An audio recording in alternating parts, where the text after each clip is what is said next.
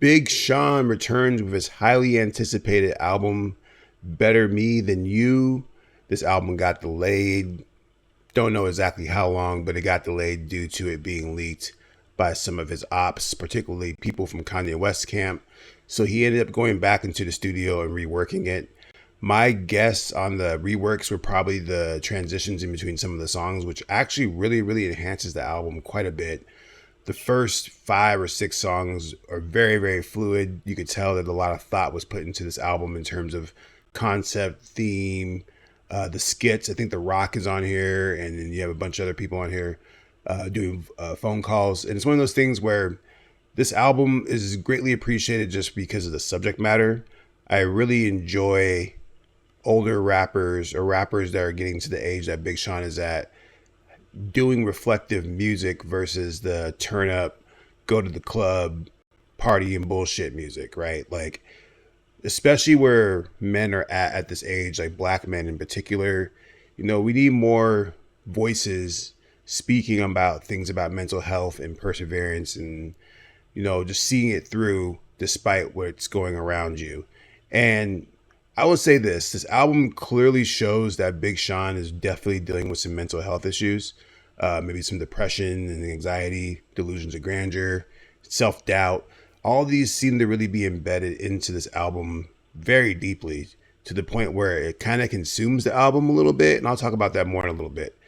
Overall, I like the album. I really do enjoy it. It probably will wind up being one of my favorite releases of this year, which I already knew that was going to be the case based off of the songs that he put out, Precision and Yes. I love both of those songs, but the thing about Precision and Yes, in terms of like the turn up, rapidy rap vibe that I was kind of hoping for more on this album, those are pretty much the only 2 songs that fit that vibe. The rest of the album is more deep, introspective, kind of soulful R&B kind of vibe. There's a couple of pop songs in there, including the single that he just dropped a video for. I think it's called Who You Are, Superstar. The video just dropped as I'm recording this.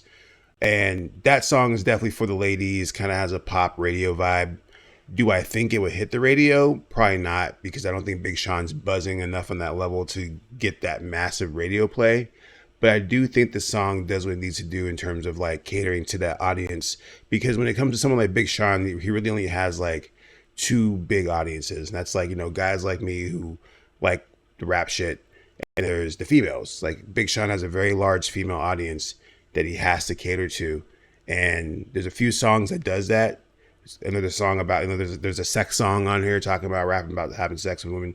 But it's not done in like one of those like, oh, I'm going to fuck a bitch type of vibes. You know what I'm saying? Like, it's definitely done in a lot more tasteful, introspective way. And I think a lot of that has to do with the fact that this man's a father now, which he talks about multiple times on this album.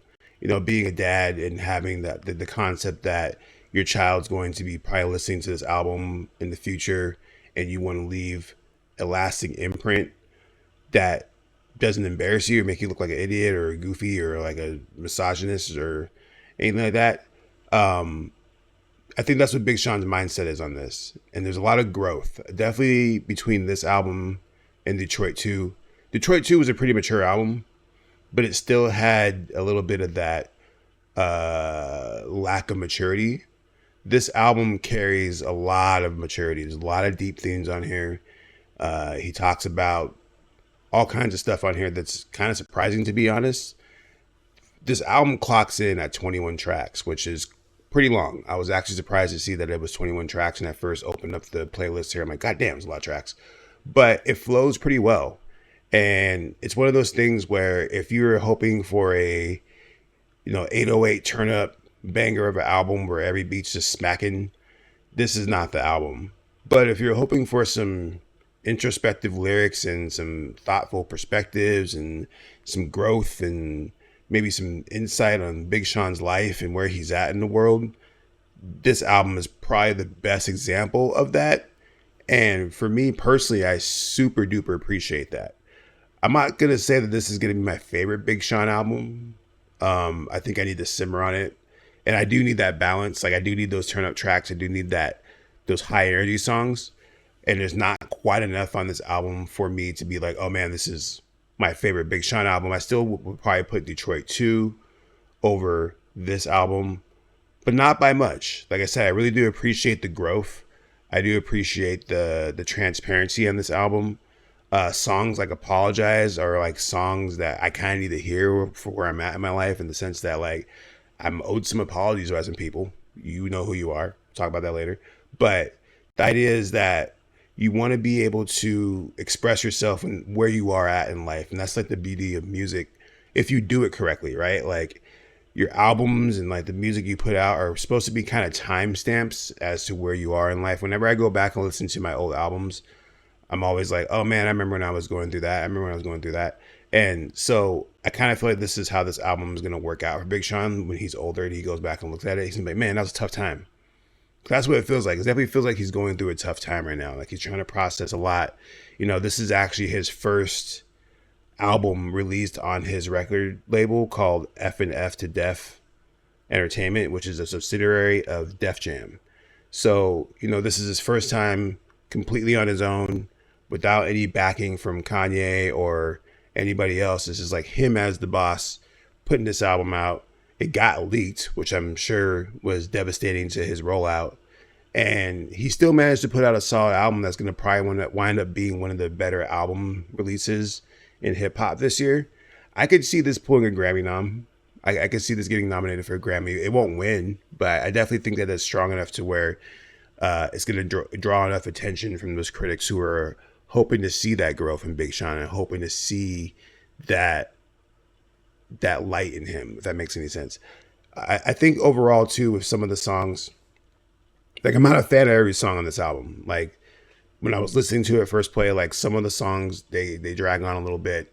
There's a somber and ethereal and kind of dark tone throughout the album, in the sense that like there's not really like any upbeat tracks on here besides maybe Yes and Precision, which once again were the two first singles that he dropped, and that was by design. Everything else is like really, really on some deep introspective production. There's a bunch of producers on his album. He actually dropped a picture with all the producers on there. I would say there's probably like at least 25, 30 producers on this album, including Hit Boy. There's features from Charlie Wilson. The track with Gunna, It Is What It Is actually a banger too. That's actually on the banger list. I wouldn't be surprised if that ends up as a single, considering how hot Gunna is right now. That would be a good move. There's a cool song on here with Ellie Goulding. Yes, the pop electronic star. That's actually really, really cool. Like, I like it because it's a far departure from what Big Sean's used to. Like it's a 4/4 house beat. You got Ellie Goulding singing. It's one of the last songs on the album. Really cool song. I would like to hear more of that from Big Sean, like kind of him stepping out of that box that he's expected to be in. Because that's part of it too, is that a lot of the production on this album is like what I expect Big Sean to rap over. You know what I'm saying? Like he's not pushing himself creatively in that department. Even though some of the beats on here are really cool, it's like, yeah, I expect Big Sean to rap on this beat. That's why with My Life, which is the name of the track with Ellie Goulding, it's a refreshing song because it's like, oh man, we got Big Sean rapping over some techno beats here, over some EDM. And that's something that I think we should see more of as he continues to grow, is him just trying to step out of his box more. And honestly, like I think Big Sean kind of needs to go on a feature run too, like kind of similar to how what Kendrick did and what J. Cole did when they just went on a bunch of features, because this album is not going to do what it needs to do on a mainstream success level. Like I already tell you that. Like I would be surprised if this album goes gold within a year. If it does, I'll be extremely surprised. And I'm not trying to knock on it. It's just that when you make albums this deep and this introspective and this connective, oftentimes it's a situation where your listeners feel alienated a little bit because it is too open and it is too serious. Sometimes you just want to listen to music and just vibe out, right? This album, Big Sean is talking about a lot of deep stuff. It is not something that you would listen to on a daily basis. And maybe you are if you're a Big Sean fan, you might bump it all the time. But if you're not a Big Sean fan, if you're a casual, you know what I'm saying? Like, this is not something you're going to return to unless you're going to go check out Yes or Precision. And even those songs, like I said earlier in another video, Yes is one of my favorite songs of the year. But, however, it doesn't necessarily hit the mark in terms of like being all over the radio and being a massive success and, you know, people always talking about it, or the TikTok world adopting it. You just haven't seen those things happen. And that's okay. You know what I'm saying? But I do think that Big Sean was probably expecting more. But it also feels like a lot of this momentum was sucked out when the album got leaked. And you could see that when you saw him talk about it in that video that he just posted a couple days ago. I made another video about that whole thing. You can go check that out somewhere. But with that said, this is probably currently my second favorite Big Sean project that he has put out. Close behind Detroit 2. I think Detroit 2 had a little bit more range. Slightly better production just in terms of like having a vast amount of sound to it. This album, like I said, it kind of stays in one section of the sonic scape that it can be in. And it dips out from here to there, but for the most part, it's like all the beats kind of feel like the same color and the same kind of vibe. And that is a good sign of a cohesive project, right? So I can't knock him for that because he did have a theme and he did stick to it. And I think the album progresses how it needs to. The sequencing is nice. There's a lot of nice things about this album to where it's like, this is a solid project, but I wouldn't give it a 10 out of 10. You know what I'm saying?